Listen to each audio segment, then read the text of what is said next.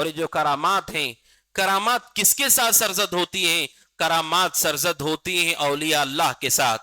اولیاء اللہ، اللہ کے جو اولیاء ہیں، ولی یا اولیاء کہتے ہیں وہ جو محبوب ہو، جو قریب ہو۔ اولیاء اللہ جو اللہ کا محبوب ہو، اللہ کا قریب ہو، اسے اولیاء کہا جاتا ہے۔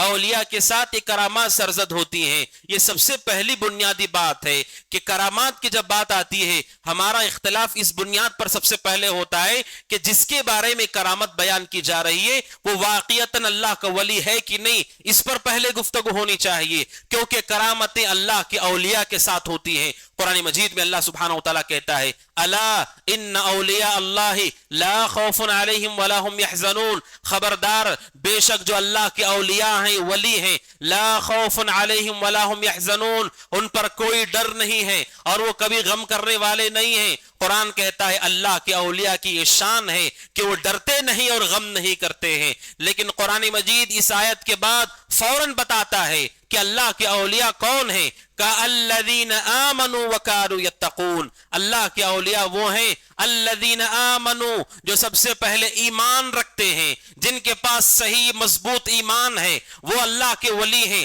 پہلی شرط ہے ولایت کے لیے کہ وہ آدمی حقیقی معنوں میں اللہ پر ایمان رکھتا ہو اور مضبوط ترین ایمان رکھتا ہو۔ وَكَانُوا يَتَّقُونَ، اور دوسری صفت، دوسری شرط بتائی گئی، اللہ کے اولیاء وہ ہیں جو ایمان کے بعد زندگی میں تقوی کے اعلیٰ معیار پر ہوتے ہیں، ایسی پرہیزگاری ان کی ہوتی ہے اور عبادتوں کے اوپر اونچے درجے میں وہ فائز ہوتے ہیں، عبادتیں جو رسول کے طریقے پر کی جاتی ہیں۔ دو شرطیں ہیں، اللہ کے اولیاء وہ ہیں جن کے ایمان کے اندر مضبوطی ہو، ملاوٹ اور شرک نہ ہو۔ وَكَانُوا يَتَّقُونَ، دوسری شرط ہے اولیاء اللہ وہ ہیں جن کے اندر تقوی ہو، عبادت ہو، اور عبادت وہی مقبول ہے جو رسول کے طریقے پر ہو۔ اس کا مطلب یہ ہے اللہ کے اولیاء وہ ہیں جو موحد ہو اور متبع سنت ہو، جو توحید پرست اور متبع سنت ہو۔ یہ پہلی بنیادی بات ہے۔ کرامات کی بحث تو بعد میں ہوگی، سب سے پہلے تو یہ طے کرنا ہوگا کہ اللہ کے اولیاء کون ہوتے ہیں۔ اللہ کے اولیاء وہ لوگ جو ایمان اور متقی اور پرہیزگار ہوتے ہیں۔